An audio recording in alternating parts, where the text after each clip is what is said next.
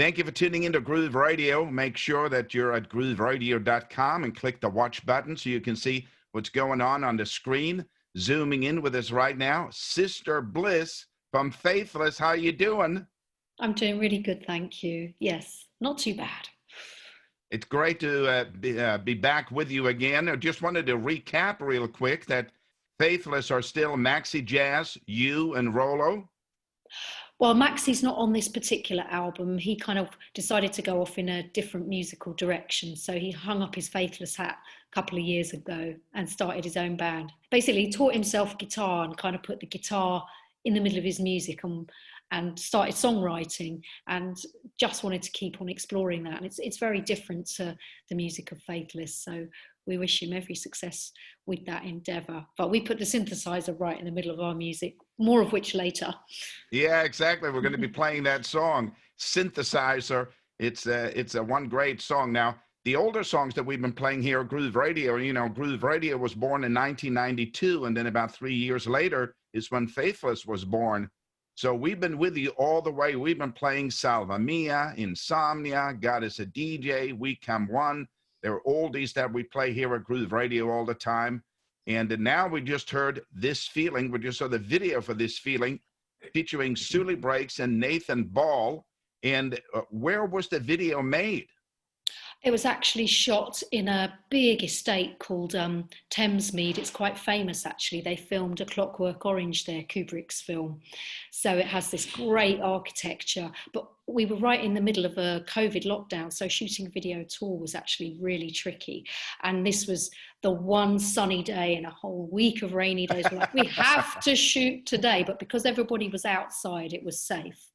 Oh, okay. Yeah, it's a one great video. Love it. Love the thank bikes you so and much. the kids riding around on the bikes. It's one great video. So tell me, who are Sully Breaks and Nathan Ball?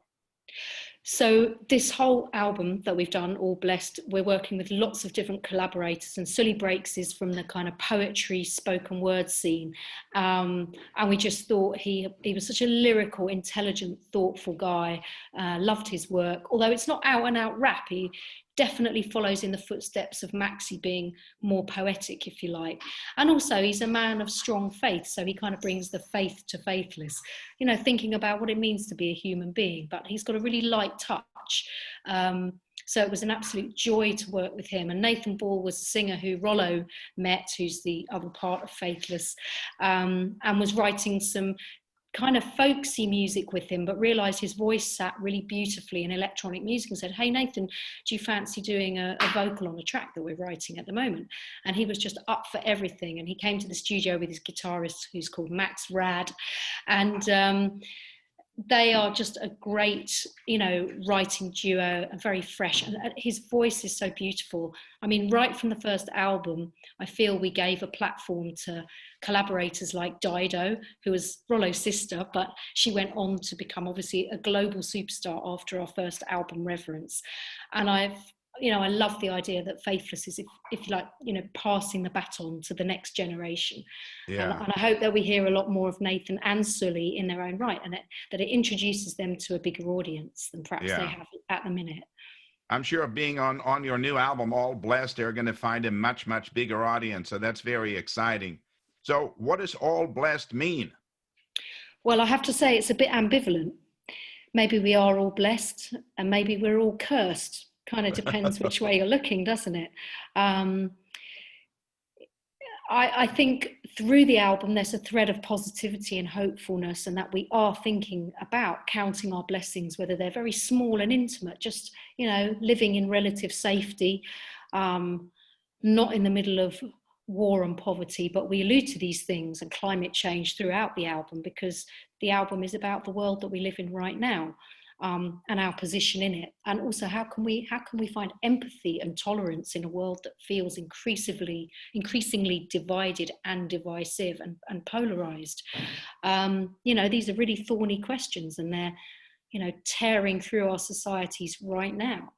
So All Blessed is really, it should have a question mark over it. All blessed, going up at the end like the Aussies do, Right.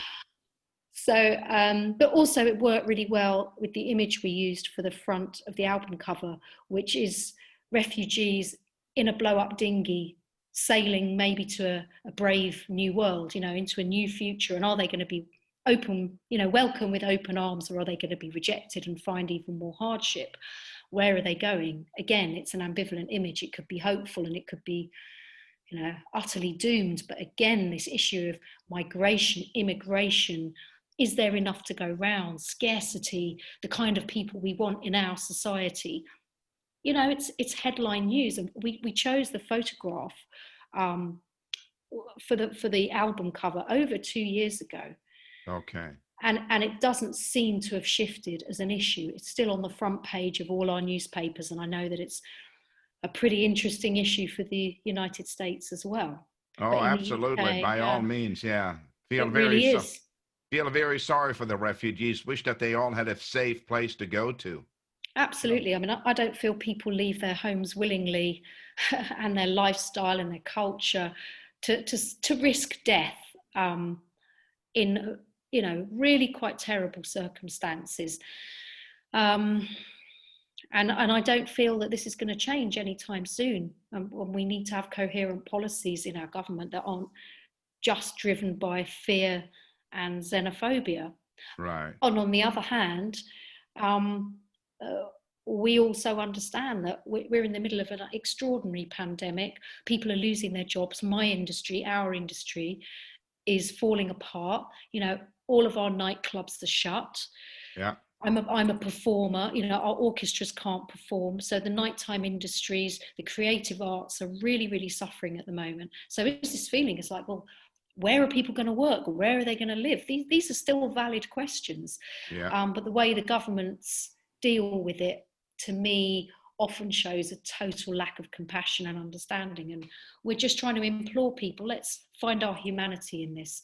And let's imagine for 1 minute that the shoe could be on the other foot. And with a tiny little twist of fate, we could be the ones fleeing disaster. You know, I'm watching California burn, and it's terrifying to think how many people rightfully living there are having to flee their own homes. I mean, This is just, what can I say? It's extraordinary and it's pressing.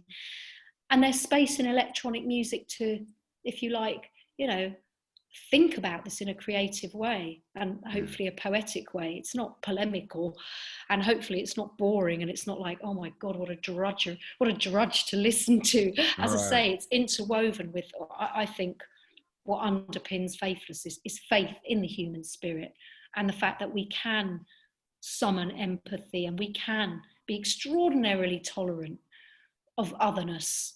Yeah. You know? Well, I think that we need to shift. Right. A little shift in perspective. I'm sorry. I was going to say, yeah. I think we need to listen to the scientists and let them help us decide in what direction we're going to go. And compassion is certainly something that's very important. So you mentioned that you started looking at the picture for the album 2 years ago, and it's been 10 years since you came out with any music. So how long have you been working on All Blessed? Well, we put out like a remix album in 2015, and it was taking some of the biggest dance artists in the world and remixing our music from, you know, sadly departed Avicii, Tiesto, Clapton, Armin van Buuren, you know, real titans of the scene.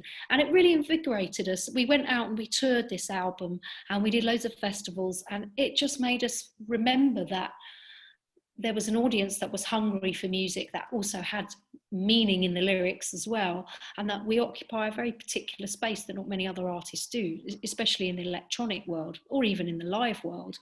And it was so, you know, so humbling to realize the audience was still with us after all this time. And we felt, well, we must make new music. So, I mean, I write music all the time, but sometimes it's for different projects. Sometimes it's for film and TV, sometimes theatre, sometimes just all these demos just sit there in my computer and nobody ever hears them. So it felt very exciting to think, well, why don't we, you know, use this momentum, this good feeling, and start working on another album. Although at the time, we weren't even thinking of it as an album.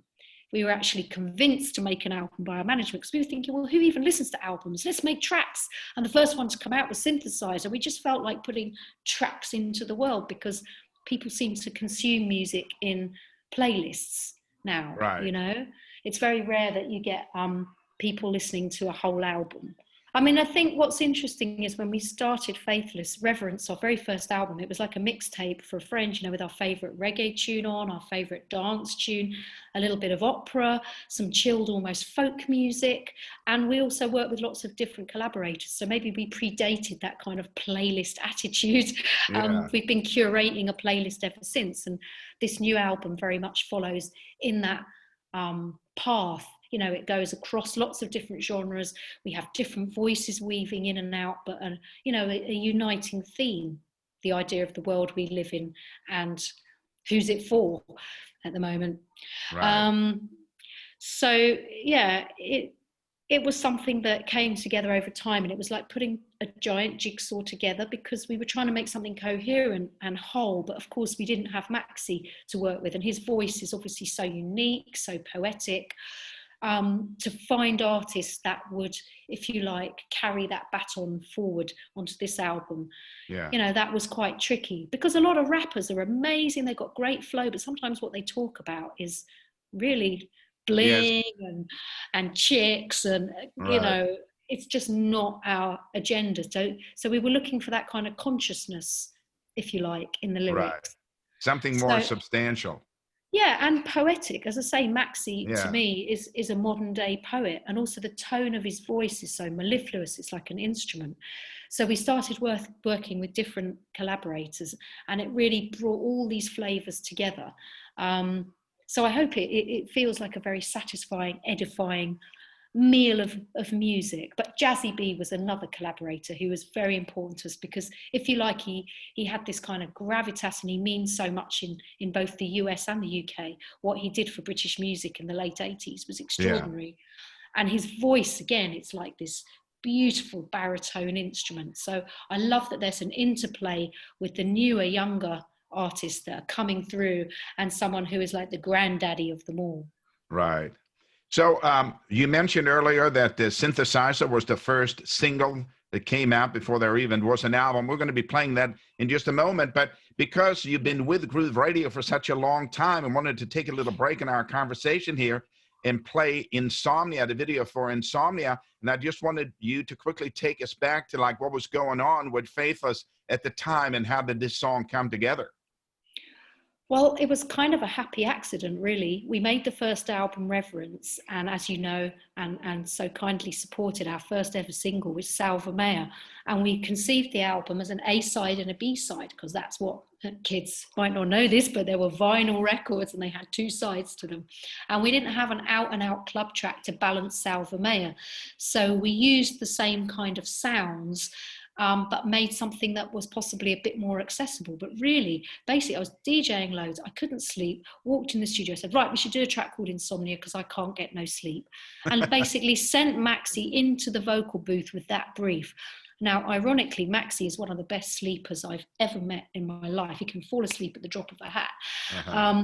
But there was a time when he had an abscess on his tooth, and he was, you know, calling in that feeling of what it is to be awake in agony in the middle of the night. And of course, he took it somewhere, well, it's become kind of iconic. It's a lyric that gets shouted back to us, you know, across festivals, across the world. For some reason, that track people fell in love with, whether it was the riff, the energy, the fact that it was very hypnotic. The original version was 8 minutes long, and it took such a long time to kind of get to the peak. And there was also something quite tongue-in-cheek about the lyrics as well, you know. But for whatever reason, it connected with people, especially at 3 a.m, and slowly, it became a hit record. But it took a while to do so. So it was, you know, it came in a period where there wasn't really dance music on the radio, especially in the UK, which you might think is unusual, and especially not in the US. Dance music was still very underground in that period. It wasn't hitting the top 40 unless it was very, very commercial. So it was an extraordinary time, and it took over a year for the record to become a hit. But when it did, it kind of, it blew up, and it opened the doors for us to travel the world, become a live band and make a subsequent album and then another one after that. So all I can say is I'm truly grateful for the love that people have for Insomnia right up to this day. Thank you. You've bought my house for me. Thank you, guys. A lot of good things came out of this song. We're going to take a brief listen to it right now. This is Insomnia. This is classic Faithless. We have just heard an anthem, Faithless, Insomnia. Sister Bliss is with us, zooming in from, are you coming in from London? I'm coming in from London town, yes. All right. Celebrating the release of a brand new album called All Blessed. When is the album actually going to be in stores? The album's out on the 23rd of October.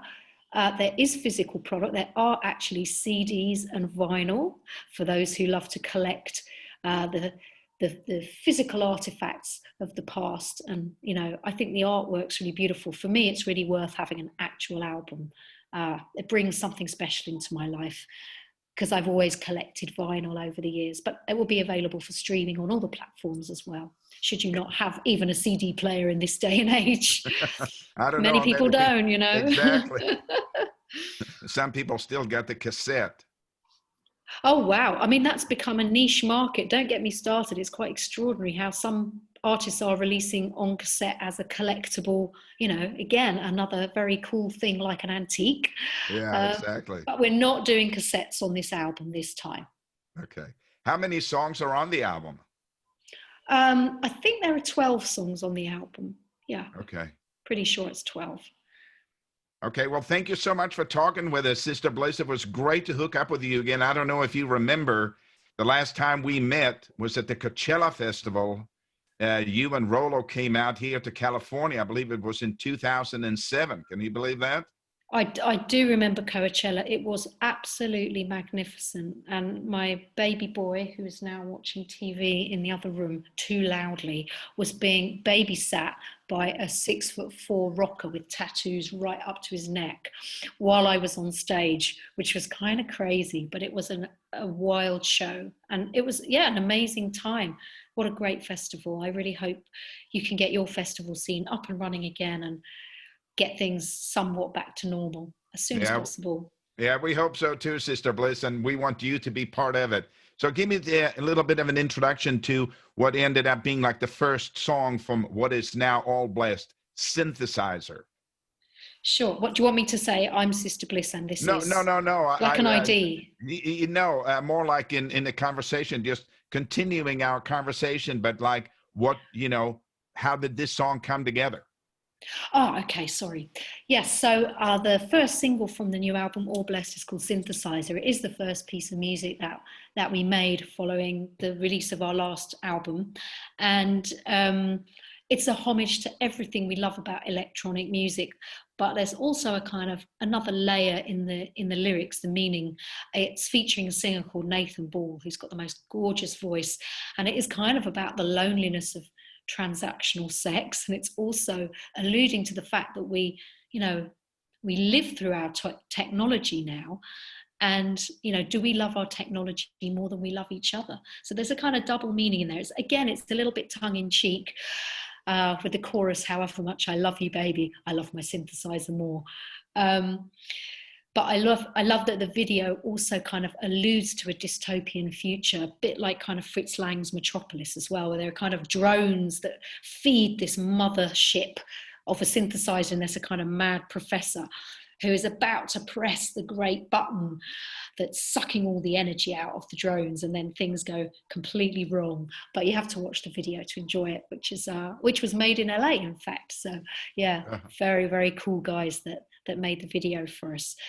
But again, slightly devastated because I can't play it out in the clubs. I mean, thank goodness I had 2 years to road test it at various festivals and clubs while we played with it and tweaked it and remixed it and had a lot of fun with it.